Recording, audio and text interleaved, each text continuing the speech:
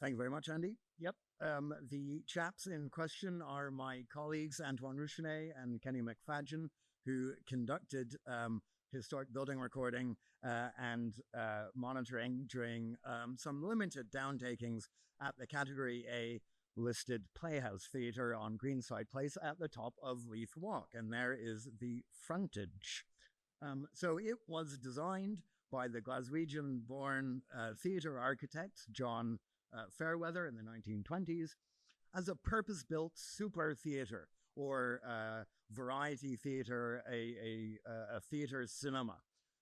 So its unified facade there was purpose-built to contain both the theatre entrance and commercial premises on either side. So now the Playhouse box office and the boards on the right-hand side there to the south, which is not part of the works I'm talking about, and to the north, laterally, the Havana bar of blessed memory. So the Ambassador Theatre Group had acquired Havana, the premises, and were implementing a plan of refurbishments to a design by Hoskin Architects, which was going to slightly change and improve the internal circulation patterns, mainly in the lobby, to integrate for the first time both of the commercial premises to either side to the main theatre space itself. So the scheme was quite limited and really only impacted the Havana bar and the lobby of the Playhouse. So I don't need to discuss the auditorium and so on. But Addyman Archaeology monitored these downtakings and recorded the building before, after, and during the works. So John Fairweather specialized in designing cinemas in Scotland. He designed Green's Playhouse in Glasgow, Green's Playhouse in Ayr in 1929, Green's Playhouse Dundee 1935, none of which survive in their present form. They're either bingo halls unsympathetically converted or have been demolished. So in 1927, Fairweather was commissioned by a couple of theatre owners, Fred Lumley and John Maguire, to design the Edinburgh Playhouse.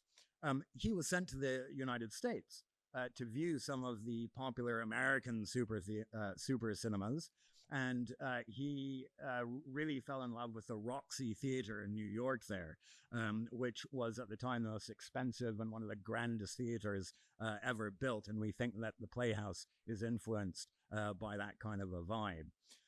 So Fairweather's plans really cleverly used the tortured topography of that bit of Edinburgh, Greenside Place, sloping deeply down to the southeast to accommodate what remains the second largest auditorium theatre in the country, within a street level entrance from Leith Walk, really.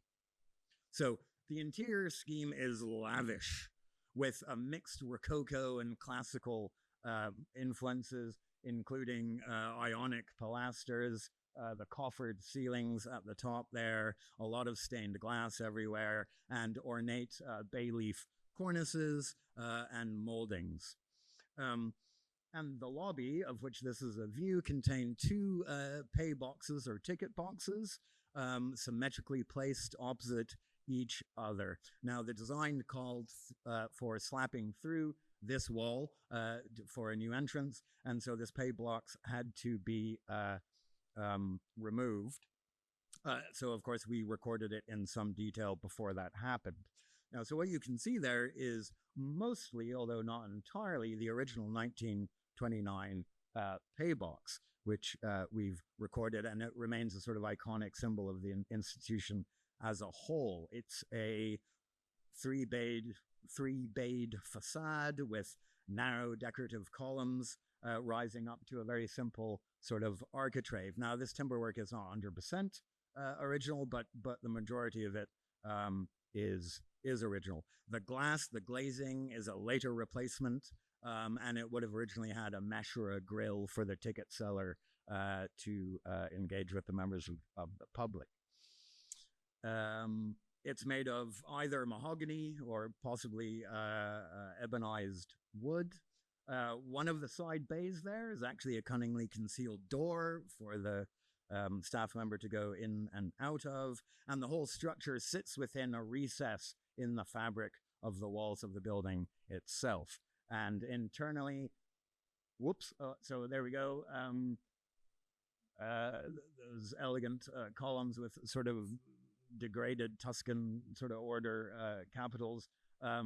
Interior timber work, a lot of it secondary, so those pigeonholes are secondary, but we did record the sittings and fixtures of the original shelving and the seat and the bench for the ticket seller to set on. So this was very carefully recorded. Its downtakings were monitored, and it was taken down in a single piece, hopefully for safe keeping.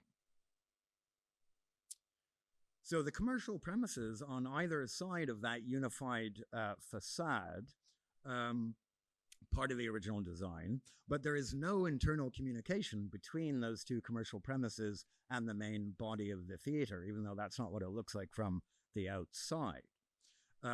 These rather elegant curved and glazed frontages are not original, but a later amendment to the original designs, which I'll point out.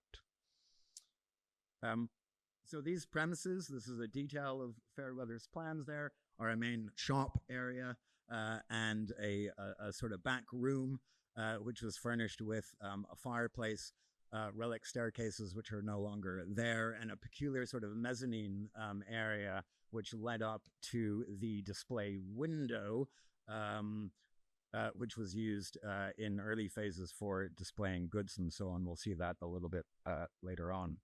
So the back elevation of that we recorded in some detail. You can see the fireplace there and the relic staircases and partition walls and so on.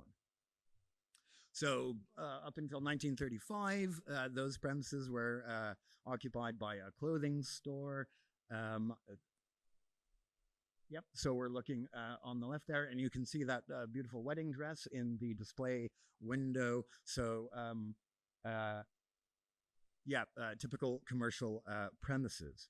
By the 70s, it was Astra. If anyone remembers this, I'd be interested to hear oral history. A radio store selling radio and electrical equipment. Again, they're using the window display as part of that sort of integrated display. And you'll note the squared entrance there.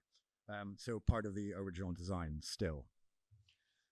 By the 80s, and certainly by the early 90s, it had become Chaps, which was a gay bar, primarily for the use of gay men. And here is where the intervisibility with the street becomes a very much more different picture. So the display window has been completely boarded up. It's not visible from the street into the premises. The glazing there have had decals which are also not intervisible from the street, and this is clearly for the discretion and safety of the patrons and not to spook the mundanes on the outside. So any indication of its LGBTQ plus status is coded, private, and discreet.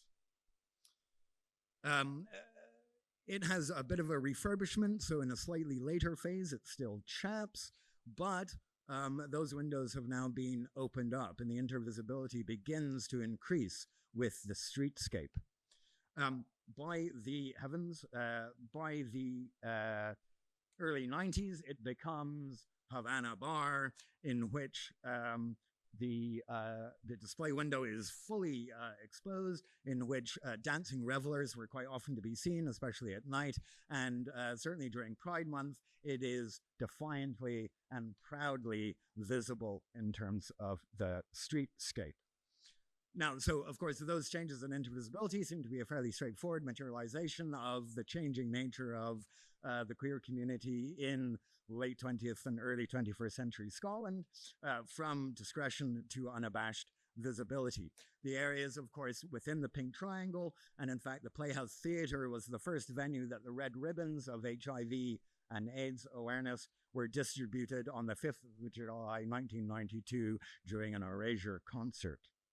So its present incarnation is at Little Picardy, which you can see there, which will no doubt be an inclusive venue, but nonetheless, we wish to mark the passing of another dedicated queer venue in Edinburgh.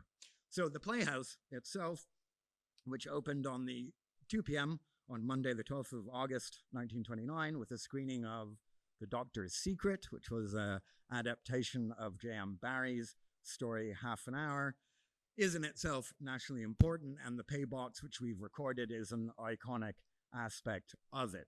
Throughout its history, which was very successful in the 30s up until the 70s, of course, was threatened with the decline of cinema, but a public Edinburgh engagement led by the Playhouse Preservation Group and the Edinburgh Playhouse Society campaigned and petitioned to have it saved. It was listed as Category B, upgraded to A later on. And since then, it's been a really important part of the social and cultural history and lives of urban working class Scots. I mean, variety theatre and so on was primarily consumed by that constituency.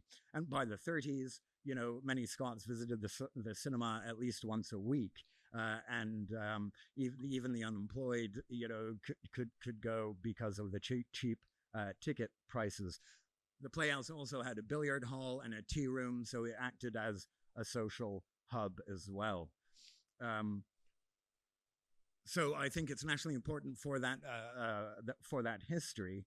Both Chaps and Havana also add to that picture and flesh out that picture for the lives of LGBTQ plus Scots, or at least a segment of that community and residents of Edinburgh, no less importantly. And it's part of that lived experience that we've attempted to document here. So I think basically it's time for a drink, a show, and maybe a dance. Thank you very much.